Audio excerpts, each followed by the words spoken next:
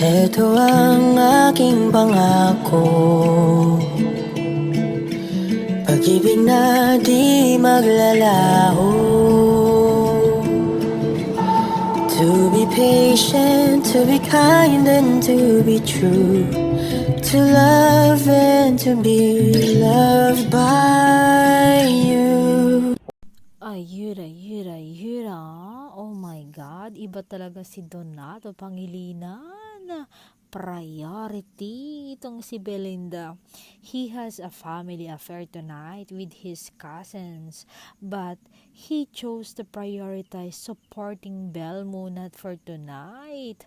Donnie never fails talaga to make time always for people he values and loves, no? Grabe, iba talaga siya. Grabe din talaga siya sa time management niya. Nababalance niya.